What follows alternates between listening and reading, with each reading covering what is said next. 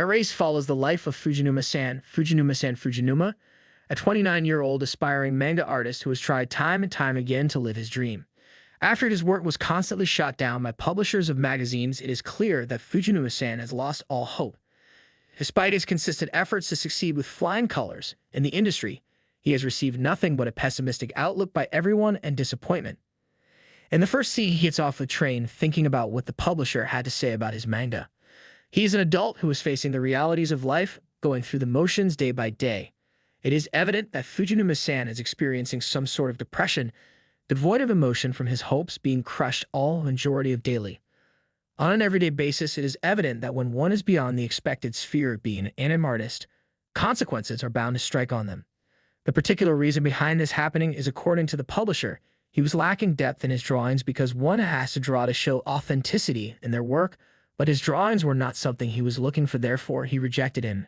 Hence, he did not make it in the manga artist world. Fujinuma-san holds a job as a pizza delivery man in his city. This was how he would look after himself and his needs. As huge of a struggle as it might sound, the man is now apprised with the fact that this is going to be his way of living for a really long duration now. He had already lost hope for his dream of being a manga artist. One day, however, his powers are revealed in a very unique way. Fujinuma-san can travel through time, and this revitalizes the concept, with Fujinuma-san's revival ability, a ring in the series of events of his everyday life. This specific ability takes the protagonist back in time 1 to 5 minutes before a life-threatening or instance of death occurs. From here, he must determine who and what to save in a limited time frame. We'd first see him frantically trying to stop a truck driver who had a heart attack before he hits an innocent boy crossing the street. Sure, this scenario has been done before, but the fact that Fujinuma-san saw it coming and had to stop it single-handedly showed his ability to make a difference in time using his ability. Fujinuma-san ends up in the hospital after the accident, although the child was safe, but the truck driver had a heart stroke. Here he is met by his high school-aged coworker, Eri Katajiri-kun. Eri Katajiri-kun is energetic and optimistic, contrasting Fujinuma-san's pessimistic nature. This portrays a necessary complementary relation between both of them, between their gloom and glee, in a thoughtful manner. It's not entirely clear why she went to the hospital to visit other than being a caring coworker. However, Fujinuma-san and Eri share a conversation in regards to hopes and dreams. She tells him in regards to how she believes that if one is able to say things out loud, then they are bound to happen, while he himself thought how he was afraid to go in depth of his mind.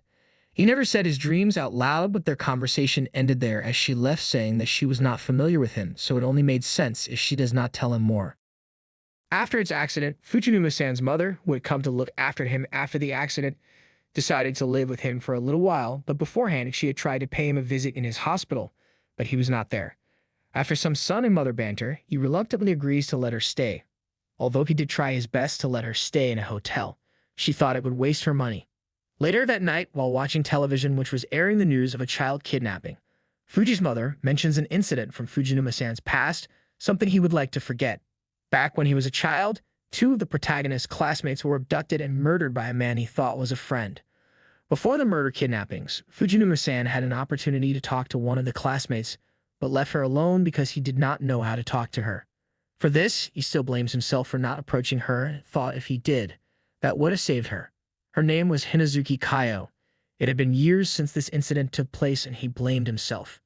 Soon after, his mother and Fujinuma-san go grocery shopping, and his revival powers start activating within seconds of stepping outside. This time, the protagonist could not put a finger on what to prevent. However, through his mother's eyes, we see her stare at a mysterious man who was holding a little girl's hand. She proceeded to look at him driving away, not forgetting to take a picture of the license plate. From here on out, the mother realizes many things she'd at first missed out on, but they meet Katajiri-kun, who was then invited to dinner by his mother, and they enjoyed a good time at the dinner table. One day when his mother was out alone shopping, she could not help but remember the mysterious man she had seen at the parking lot of the grocery shop. She was sure that she had seen him somewhere, but she could not remember it when suddenly it hit her as she ran back to a bookstore and took a copy of the murders that had taken place in 1998. Fujinuma-san's mother started to read it.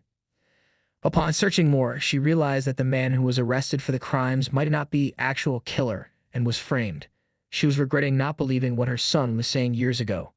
She came back home thinking in regards to telling all of this to her son, but she was stabbed by someone and her doubts became clear. She recognized him, but it was too late. She tried grabbing her phone thinking about all her times with her son, but soon she breathed her last. He took her phone. Fujinuma-san, on the other hand, came back home only to notice a weird man leaving his apartment. When he entered, he was shocked to see his mother in a pool of blood as he scrambled back, but someone had seen him, his neighbor, as she called the police while he tried to explain things to her. She did not listen and called the police. The police arrive asking him to surrender while he keeps thinking that he did not do it. Fujinuma-san proceeded to run away and soon found himself in a different time zone. Everything seemed familiar, but he did not know what. He was a 10-year-old child again going to school. The revival had taken place and he was back in time 18 years ago. It was the year 1998.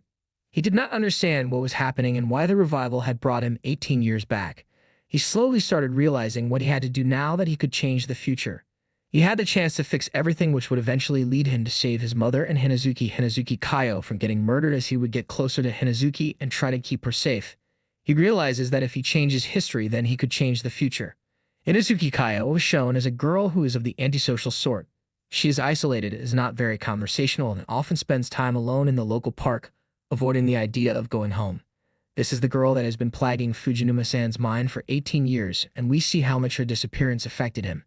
Her incident had annoyed his existence and had impacted his life, which made him afraid to search his deaths.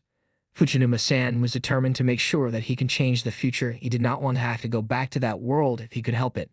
The fact that they have fused his 29-year-old brain with his 11-year-old body, though a bit of a trope, really does work here, as he was forced to become this proactive person. We saw him making efforts to befriend Hinazuki Kaio, something he did not do before and regretted it, and he is making strides socially with his friends. It was the first meeting with Hinazuki Kaio in which we noticed that she is definitely a child that is calling out for help. Fujinuma-san, now having the perception of a 29-year-old, notices bruises on Hinazuki Kaio's leg. As he read her essay, which was pointed out by Kenya once, he saw it not as a normal essay, but as an SOS, as she wrote in regards to flying away to a deserted island. She wanted to be alone and disappear from this world. His first encounter with her definitely told him that she is in need of help. Her wish was to do whatever she wanted while everyone forgot her. After he offered to be her friend, she asked him if he would kill for her, but she later brushes this off as just a joke. Children who suffer from abuse tend to wish harm on their abuser. However, we do not really know if that is the case, as the show does a really good job with keeping you on your toes. A child suffering from home abuse and not being able to ask for help, it was still concealed. He then started to get closer to her by trying to get her to walk home with him in order to save her, while his friends, in addition to this, played a huge part in this by thinking maybe he had a crush on Hinazuki Kaio.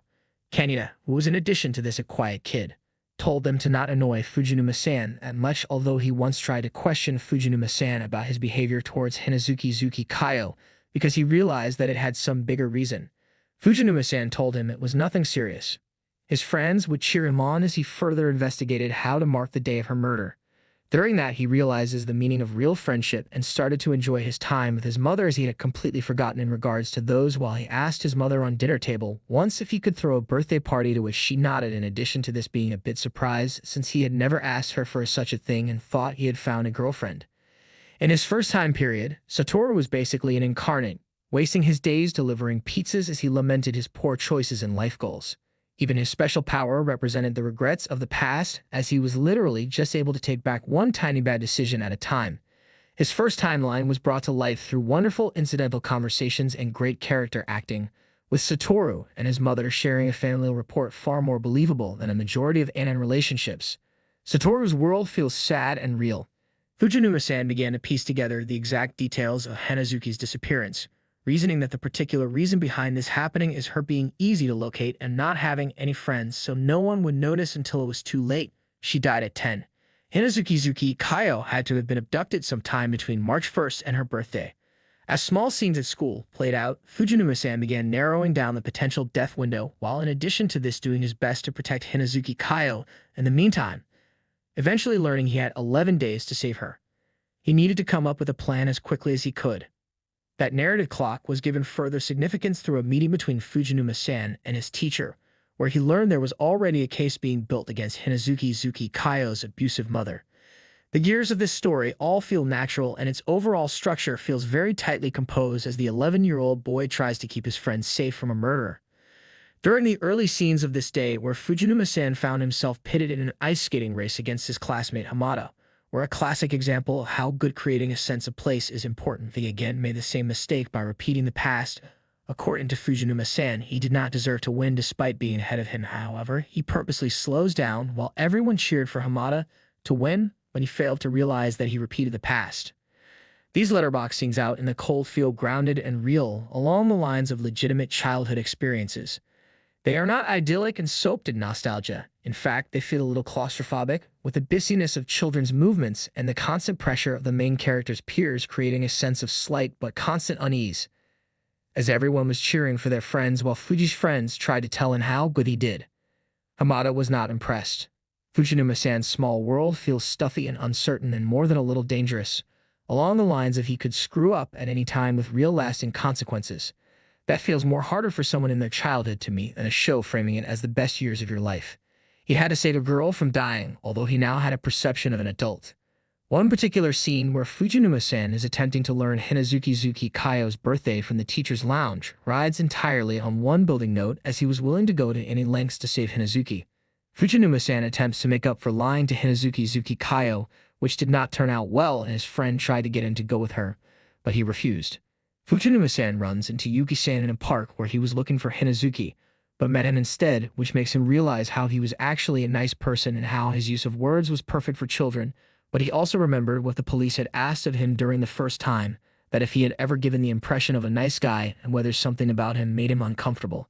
Scenes proceed slowly and Fuji realizes many important things, one of them being that he did not believe Yuki-san was the one who murdered Hinazuki Kaio. Fujinuma-san's new circumstances result in interesting changes in all his relationships, but what had been a casual lie to Hamada makes Hinazuki Kaio lose her trust in him, which made it harder for him to gain back. While talking, Yuki-san actually made Fujinuma-san come across as the fact that he was younger given Fujinuma-san's older outlook. Fujinuma-san spent a day at his place and realized that he had a job as well. He had spent most of his life thinking he was jobless because he was mostly flying paper planes in the afternoon. One day, in class, when a girl attempts to get Hinazuki Kaio in trouble during class for stealing something, Fujinuma-san's adult confidence pretty much instantly brings her to tears as he guards her, completely forgetting his role as an 11-year-old boy because now he dealt with situations more maturely. The time-hopping concept leads to moments along the lines of a match cut, switching from Yuki-san's smiling and blissful 20-something face to a broken man on death row, still protesting his innocence. But in the end, he had accepted his fate. It feels along the lines of the ice could break underfoot at any moment. Although Fujinuma-san did not give up trying to tell his mother that he was innocent, this time he promised himself to surely save her. March 18 was the last time he had seen Hinazuki Kaio, as he was going to the hideout to find his gloves. She was at the same park standing under the same tree.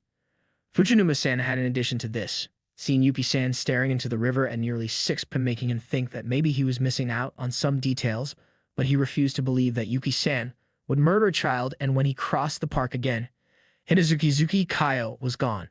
As he saw her in class, he realized that she would be a murder case a week from today. While he also was made aware of the fact that Yuki-san had been talking to Hinazuki Kaio and knew about her while he had spent time with him, he planned to prevent the murder on March 1st and enjoy his birthday party with Hinazuki Kaio, then it would change the future. The next morning, Fujinuma-san asked his mother during breakfast if he could go out as she thought it was a date, but he panicked and told her in regards to the science center with his friends. His mom chuckled, saying if it was a date, then she would have given him extra money. He was stunned as she asked again. He nodded while she told him to bring her home and enjoy some hot pot together. He believed that his mother was a demon. He told her that Hinazuki Kaio shall be coming to his birthday party. She told him to be careful wherever he goes. Next day after school was over, Fujinuma-san thought that he would save Hinazuki Kaio from her abusive mother. Students were questioning the teacher, while Fuji's friend did not like that and said that they were trying to flirt with the teacher and argue with him before leaving. He then asked his friends if they would go with him to the science fair alongside Hinazuki Kaio, but they denied his request. They wanted him to spend time with Hinazuki Kaio alone. They left the classroom while Hinazuki Kaio asked him if he was fine, so he thought of telling her that he said no to hanging out with his friends to hang out with her. But he actually said it, making her cheeks turn red. It made her happy that he was looking after her. She told him that she was not allowed to go anywhere on Saturdays, so he said that he would ask her mother himself while on the other side. Sensei invited Kenya to talk about something. As Fujinuma-san was now trying to take permission from Hinazuki Kaio's mother to take her out, but she kept denying by bringing up reasons to not to send her out, questioning what joy he gets from a gloomy girl like her, as he knew that she used her to get rid of her stress by beating her. He accidentally hinted at her abuse as she asked Hinazuki Kaio if she wanted to go with him. Surprisingly, she nodded her head, making her mother angry as she was getting ready to hit her again, but Fujinuma-san's mother immediately arrived on time and held her hand and stopped her from laying hands on her daughter. Hinazuki Kaio's mother told her to stay away from her business, but Fuji's mother advised her to let kids enjoy something that they are passionate in regards to and even invited the lady for tea sometimes, while the other woman quietly went in as Fuji promised Hinazuki Kaio that he would meet her on Saturday and thanked his mother for helping him out. Hinazuki's mother, on the other hand, did not hit her anymore. Satoru wants to believe himself powerful, but through scenes with his mother, general classmates, and Hinazuki, we consistently see that he's just as powerless as anyone. From the very first scene, Satoru's mother is easily able to see through his lies, even though he's ostensibly a 29-year-old man.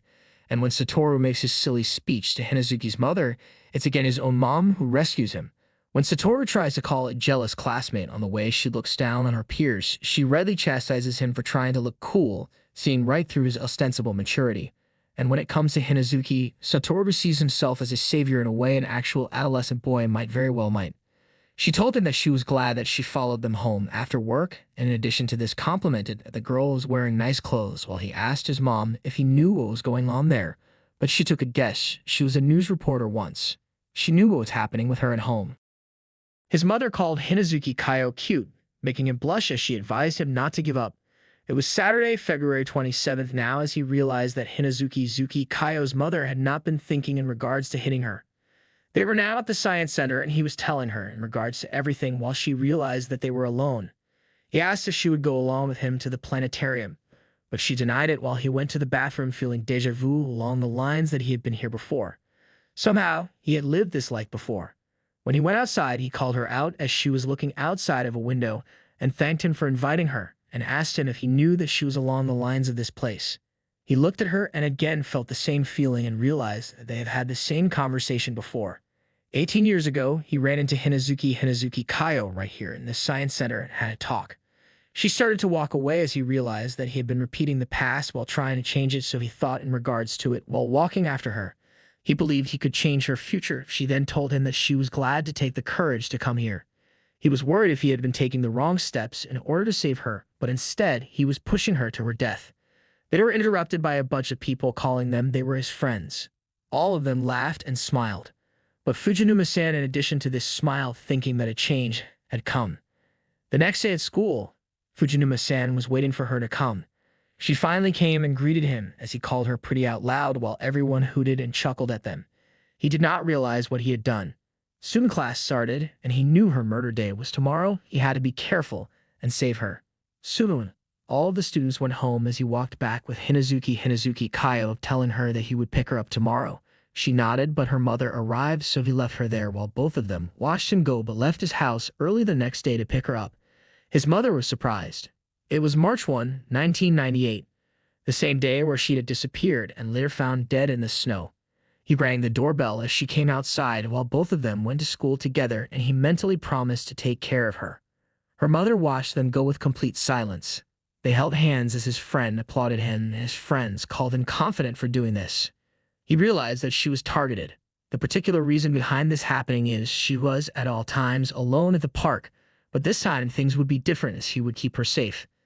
After school, he had asked her to go with her to the kids' center, but she refused while he persuaded her, as she nodded hesitatingly. Both of them played games as she kept winning. Fujinuma-san was appalled at how she could win each game over and over again. After a while, she told him that she needed to go home, so they did. He stopped by the same park and held her hand even tighter, imagining what had happened years ago, and now he would change it. It started snowing while everyone was enjoying their time. Yuki-san with his paper plane and people doing their respective work. He then dropped her home, telling her that he would pick her up again tomorrow as loudly as he could so everyone could hear him, including her mother and anyone who had been watching them. He then went home staring at the clock. The day was all a majority of over. He grabbed his clock and went outside hoping for it to stick until such time as midnight, and it did.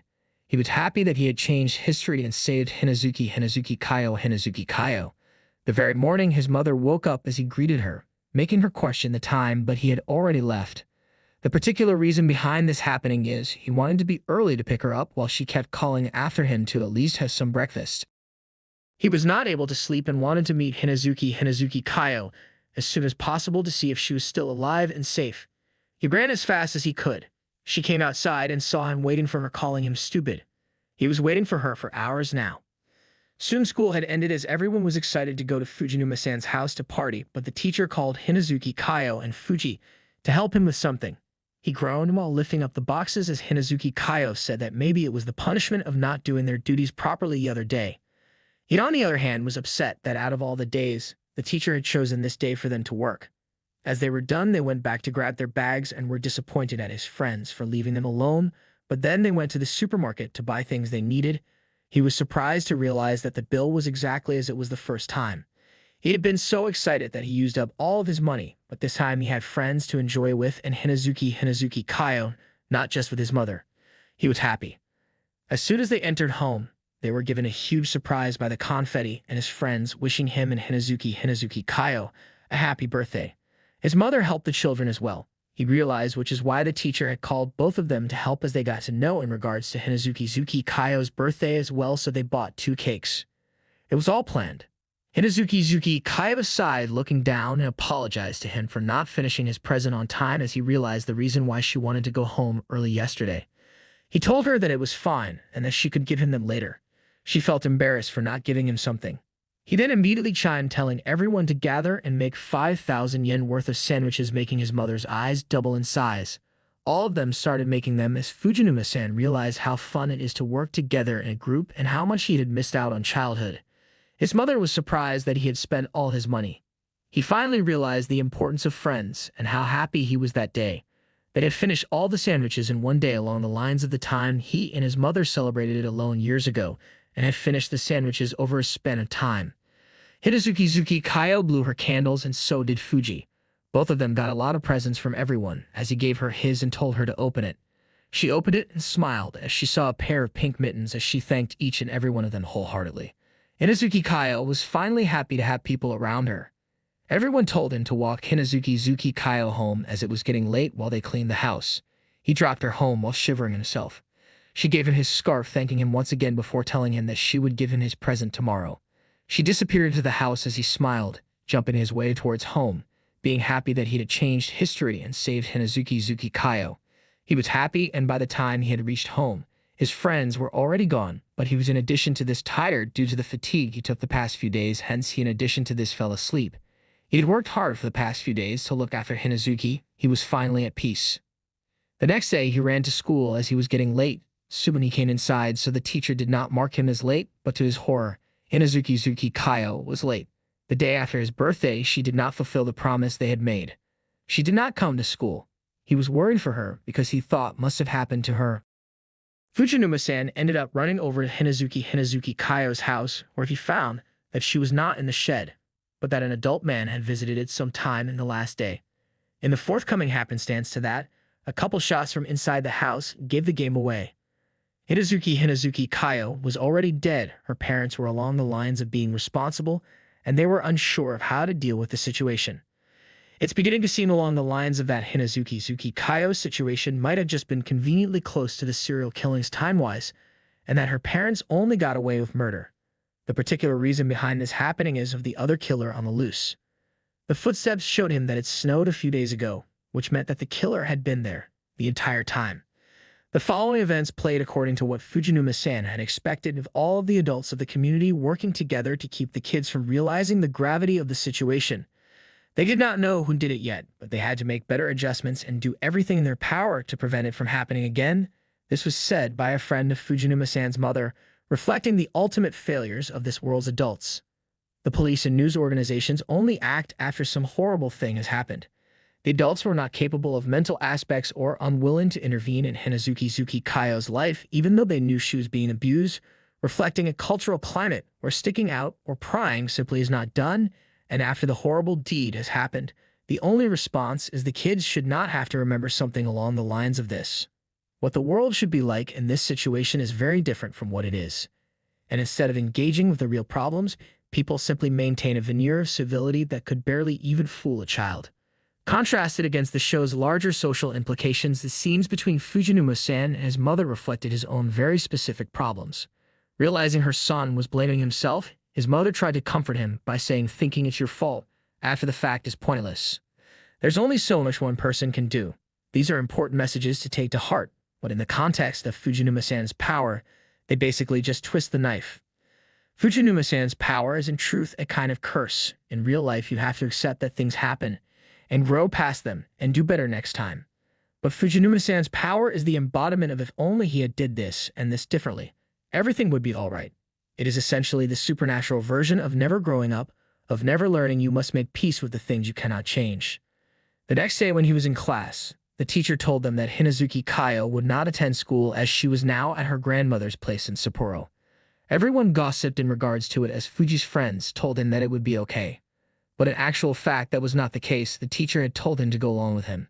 The particular reason behind this happening is that it was the story decided by the school. There was immediate blackout, and a police car was parked at Hinazuki Kayo's house, and her mother was in addition to this a suspect. While Kenya and Fujinuma-san were walking home, he told her in regards to another girl running away from home and going to her grandfather's house. It was just the exact same story as related to Hinazuki Kayo, who was actually dead now. Kenya now knew this was a made-up story to cover something big. There were a few minor differences as history proceeded to repeat itself. The investigation was made public now. The news would only run in the evening and morning while city families had to look out for Ishikari news. Fujinuma-san was watching this too. The police car now only visited Nakanishi Aya's house, who was another victim of kidnapping and murder. As Fuji was walking home from school, he saw Hinazuki Kayo's mother throw away a trash bag. He saw pink mittens in there, making him remember all the times they had enjoyed together. He started to cry.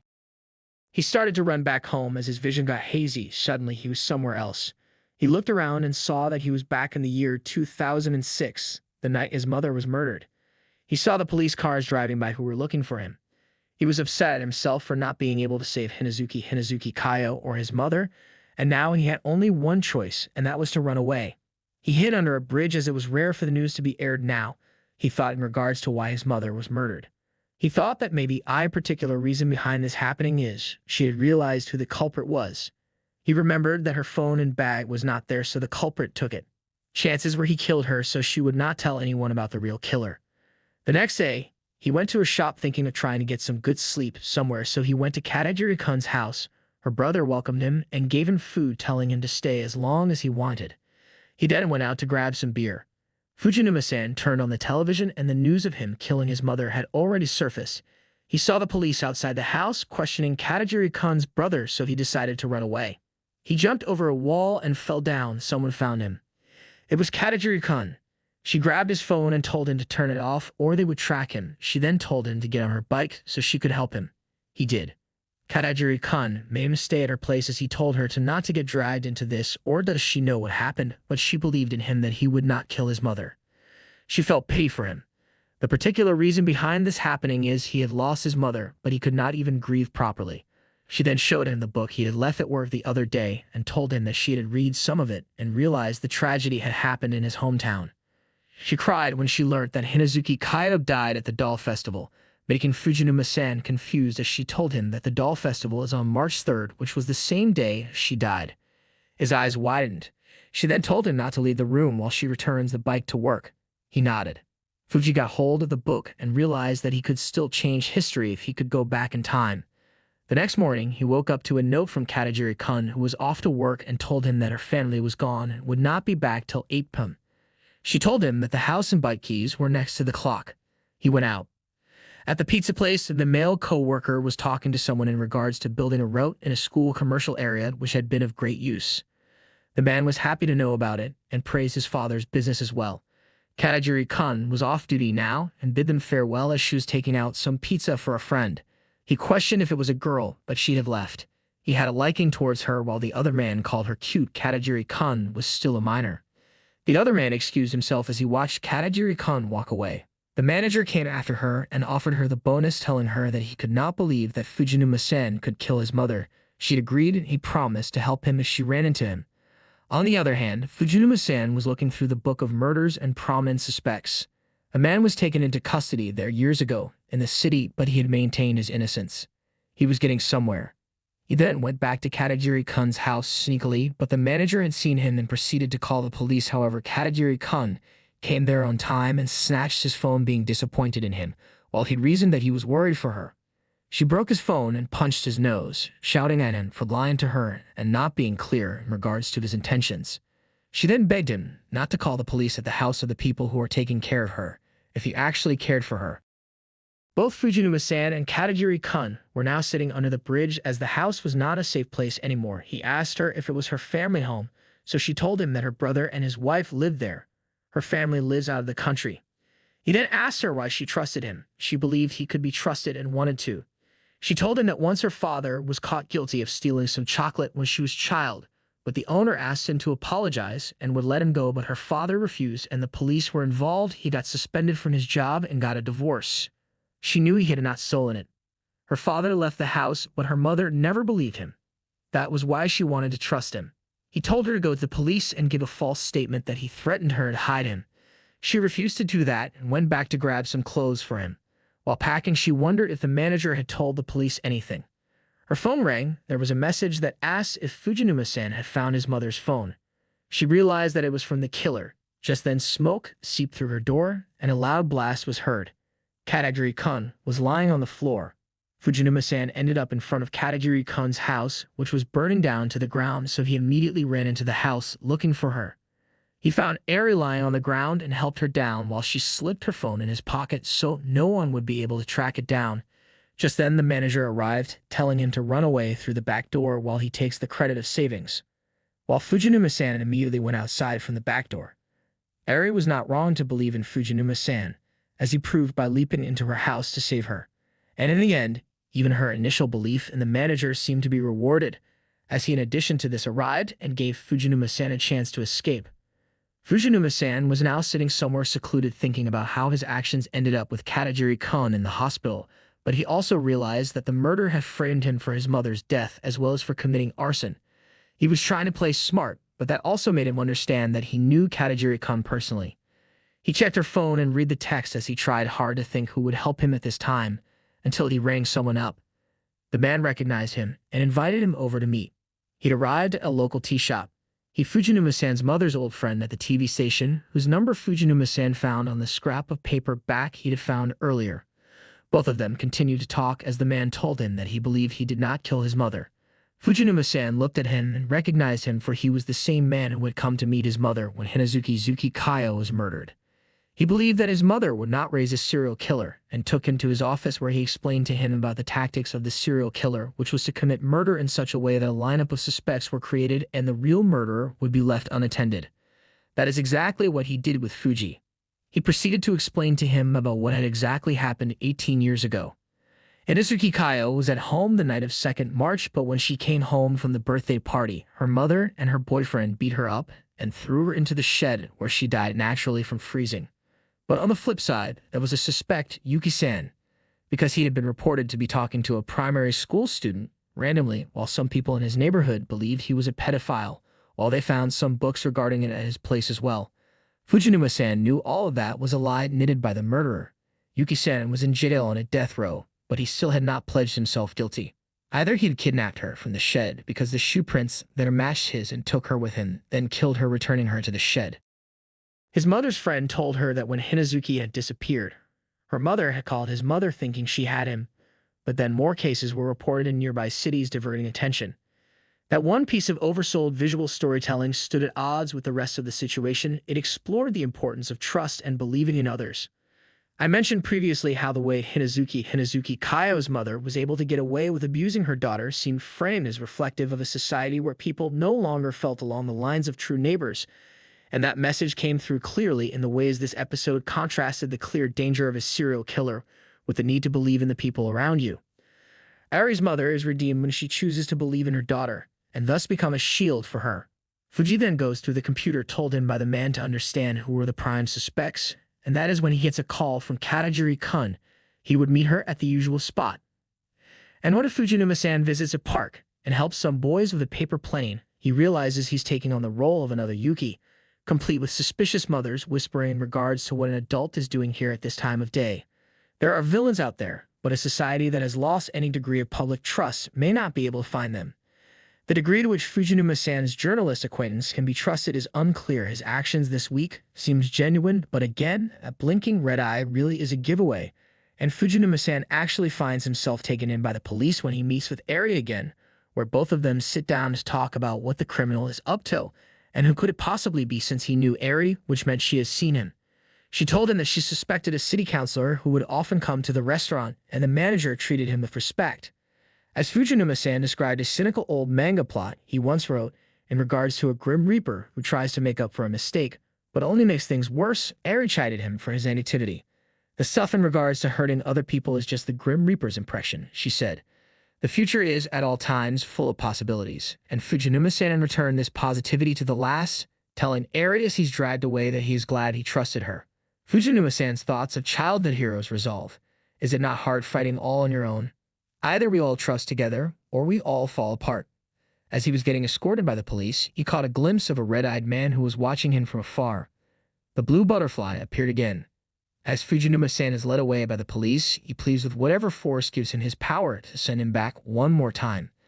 As flashes of red light are timed to match his own mental pleading, until such time as Fujinuma-san's wish dissolves into a medley of all the tragedies he's witnessed and time stops once again.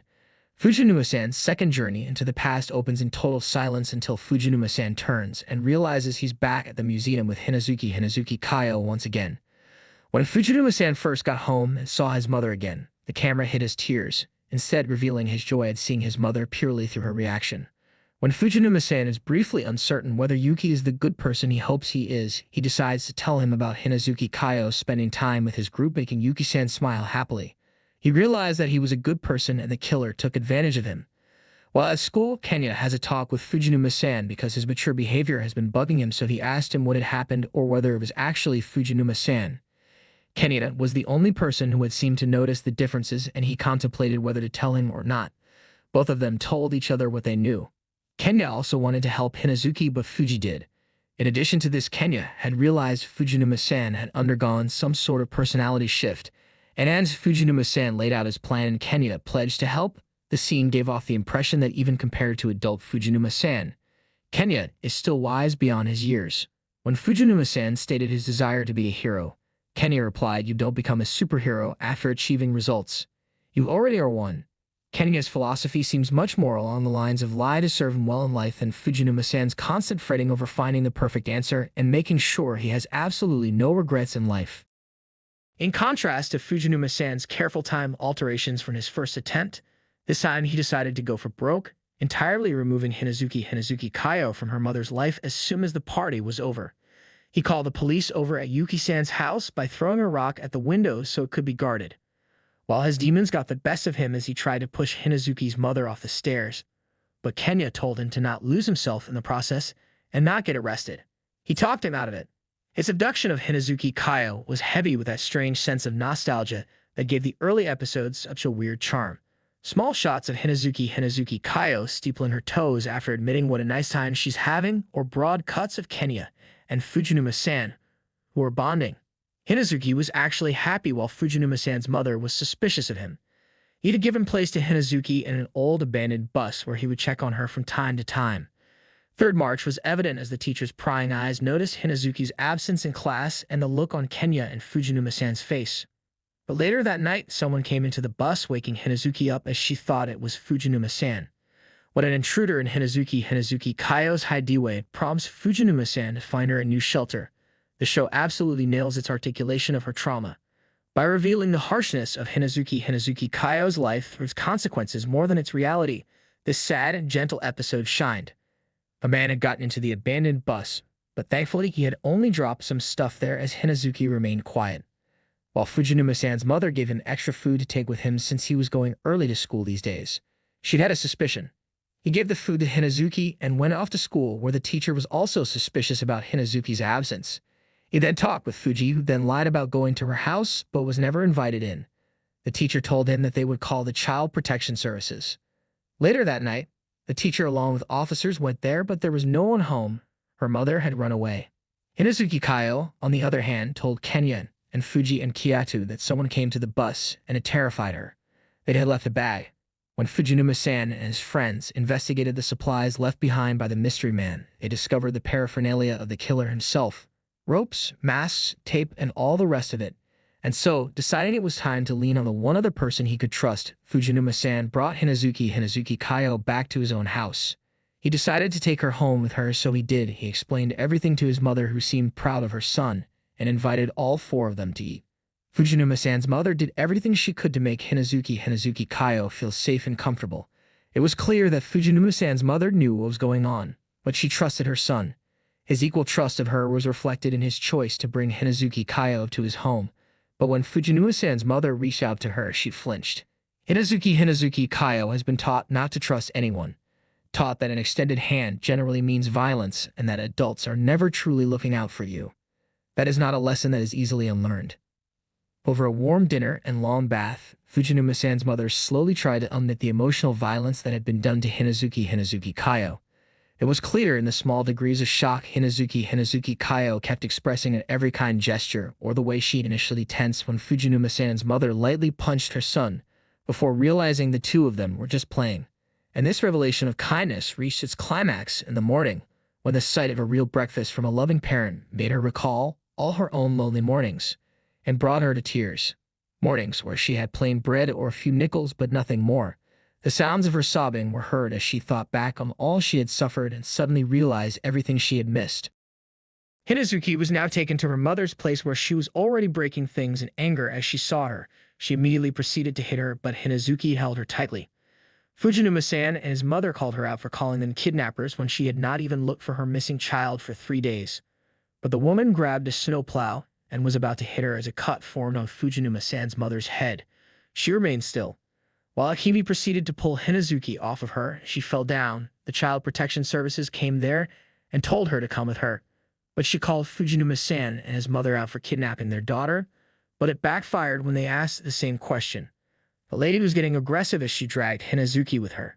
This was a plan to catch her. An old lady called her out, and that lady was Hinazuki's grandmother. She apologized to her daughter for leaving her alone like that. Turns out Akemi's husband was abusive and used to hit her and beat her. But her frustration got so developed that she started hitting Hinazuki Kaio. She had been doing this for years. The child services had to give Hinazuki Kaio's custody to her grandmother while her mother sought therapy. With Hinazuki Kaio's mother out of the picture, the story seems to be focusing on Fujinuma-san's duel with a serial killer, but saving Hinazuki Kaio from a broken home is certainly a good start. This was in addition to this quite the heroic moment for Mr. Yashiro, as not only did he coordinate this ambush between Fujinuma-san's mother and the civil servants, but he even brought in Hinazuki Kaio's grandmother. He did not let Fujinuma-san's efforts go to waste. Hinazuki Kaio and Fujinuma-san were standing against her empty house as she thanked him for taking her out of her abusive household.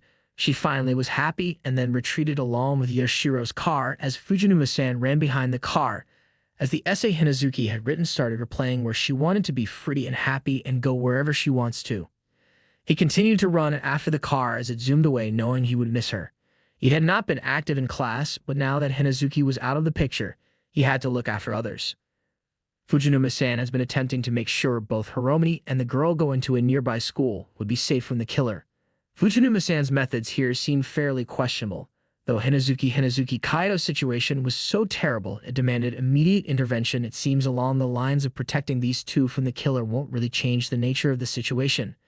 Fujinuma-san seems to be operating under the assumption that if he puts a band-aid over the bad events he knows in regards to, everything will be fine. But if Fujinuma-san makes abducting these kids difficult, there's no reason to suspect the killer won't simply switch to other targets or even abduct Fujinuma-san himself. Fujinuma-san's battle is with the killer, not with the past, but he doesn't seem to acknowledge that.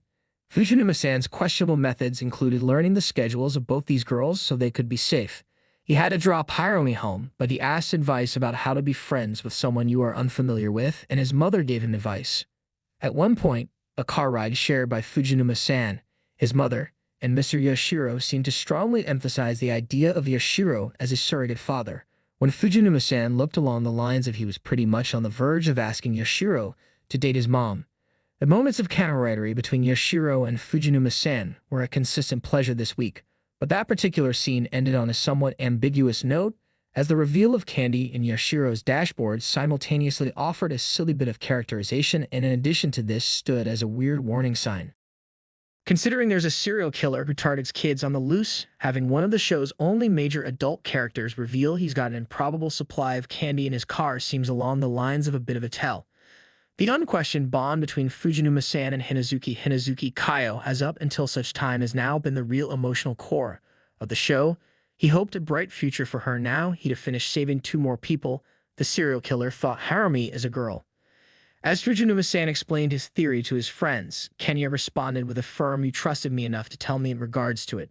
So I want to believe in you too." Once again, communal trust was established as the glue holding any group together.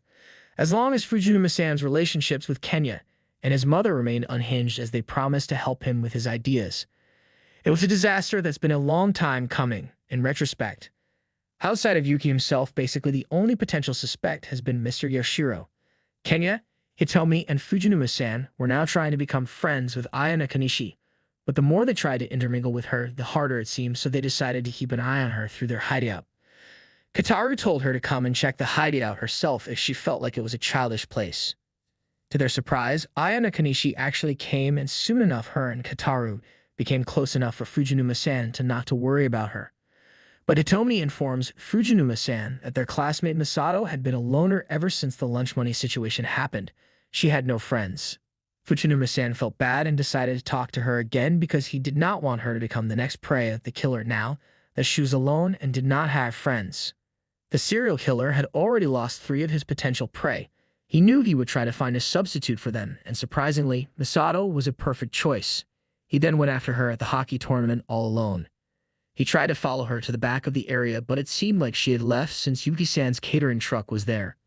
He doubted that he had kidnapped Misato, so now Fujinuma-san finds himself sitting next to Yashiro in a borrowed car, having recruited his teacher to help ensure Misato's safety. The show is not subtle in the ways it frames Yashiro as ominous here.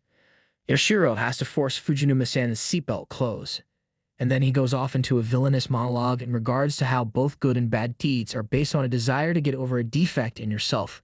Shots sit below Yashiro's eyeline, focus on the reddish setting sun, or emphasize Yashiro's tapping gloves.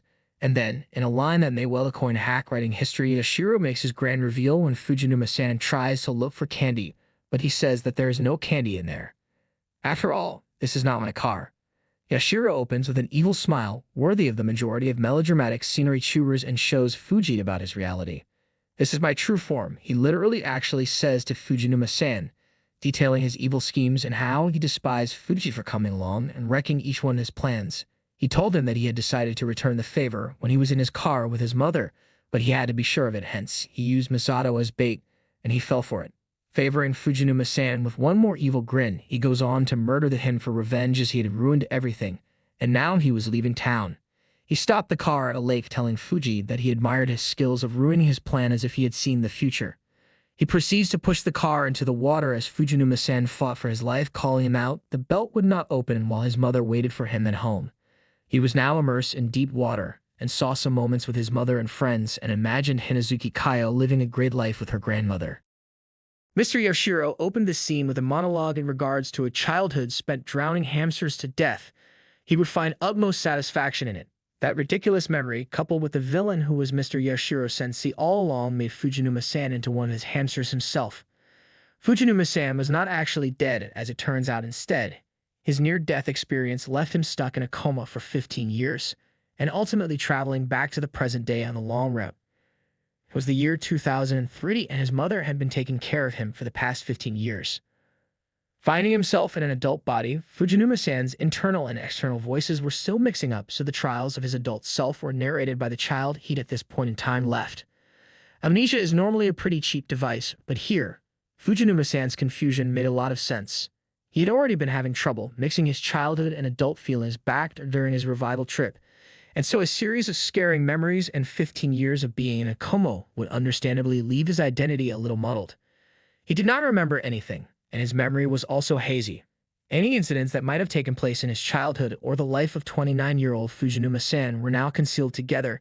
It would take him a while to regain them. On top of that, the many quiet scenes of Fujinuma-san slowly being reacquainted with his friends and family were all very pleasant and emotionally grounded.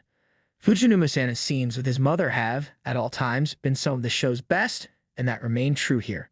And the scene where Fujinuma-san met an adult Hinazuki Kaio, who had been given a chance to start her own family, felt along the lines of a proper ending to this show's majority of effective emotional thread.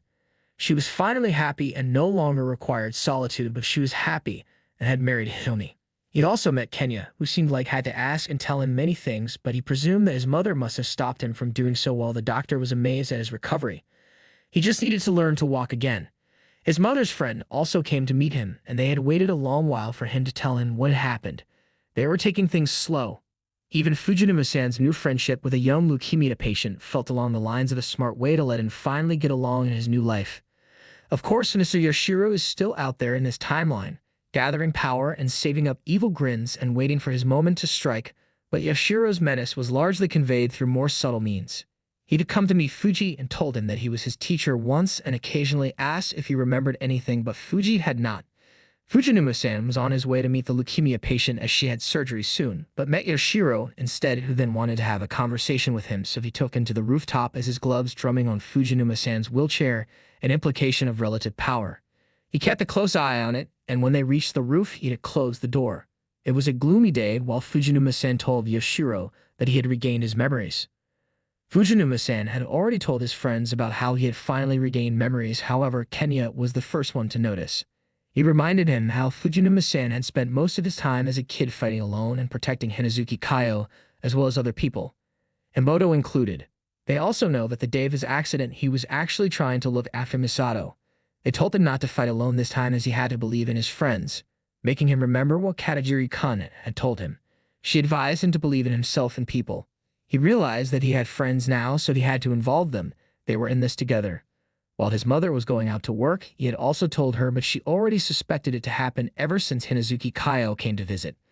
Although she had stopped his friends from asking him anything about his past, she later regretted it because none of them were able to communicate by heart. Kenya and Hiromi met up with him in order to probe his memories as well, urging him to let them contribute to his final scheme. "You were our hero back then," Fujinuma-san said Kenya, underlining a refrain that Fujinuma-san's been clinging to all along. But attempting to go it alone as a hero was what resulted in Fujinuma-san's failure 15 years ago. And so Kenya ends up adding the crucial "you believed in me then and told me the truth. That's why I believed in you." Alone, Fujinuma-san has very limited power, but if he's willing to trust in his friends, he can accomplish great things. That was how he had told his close people about it, and now, at the rooftop, he had revealed his secret to Yashiro, who only wanted to know how he was able to foil each one of his plans. It irked his existence how a child could possibly outsmart him. He also told him that while he was tapping his fingers, he had noticed him suppress a reaction. He told him to explain how he was able to catch his plans and what he meant by knowing his future, but Fujinuma-san instead said that he would die either way, so there was no point in telling him. Yashiro-sensei said that if he did not, then he would be the cause of Kuma, the little leukemia patient's death, because the laxatives in her rune had his fingerprints. He also promised to tell his mother nicely. But then he decided that it was mere luck. What Fuji told him that he would not kill him, since in the past 15 years he had many chances to do so, but he did not make him remember how he waited this long for him to wake up. Fujinuma-san announced that he had won because he had saved Hinazuki Kaio, Emoto, Ayana Kanishi Yuki-san, and his mother, whom he would kill in the future. Yashiro-sensei's eyes widened in his last words. He did not know about his revival power, but Fujinuma-san made him aware that he was nothing without him, since Fuji was the purpose of his life. This infuriated Yashiro-sensei as he tried to deny it. That led into the big confrontation with Yashiro, which was definitely a lot less effective. It was clear that Fujinuma-san had some kind of plan for tricking his former teacher, but his speech in regards to Yashiro's life being empty without Fujinuma-san. On the other hand, at least this choice of ending gave some excuse for Yashiro not killing Fujinuma-san at any point over those 15 years, and so Fujinuma-san willingly falls off the roof, having apparently predicted every step of his teacher's plan to kill him, and his killer immediately holds on to him because he indeed was living for him, since only he knew the real Yashiro. With that being said, he lets go of the wheelchair, letting Fujinuma-san fall off the roof, proceeding to jump off as well with teary eyes as he noticed his mother, friends, and someone recording the situation while Fuji was safe. Yashiro gets carted off by the police for attempted murder. Kuma was safe as well as Fuji finally recovered and applied to work as a manga artist, fulfilling his lifelong dream as his work was also adapted into an animated movie. He then decided to go to Hokkaido to visit his old friends since he had lost many years of his life, but it was worth it for today's peace. He took a train there and met with Kataru and Yuki-san, who now had a family. He also invited Kenya, Himboto, and Hinazuki Kaio, and their friend Misato. All of them enjoyed a good time together as Fuji heard all their stories. Him and Kenya decided to check out their old school, and that was how his trip ended. One day, he was walking in the city when he saw the manager from the pizza shop making him chuckle. He had not felt a revival happen since then, and maybe it was over. He was under the old bridge reading a book as he put a present picture of his loved ones in it. The same butterfly appeared again, and from a distance he saw someone taking pictures.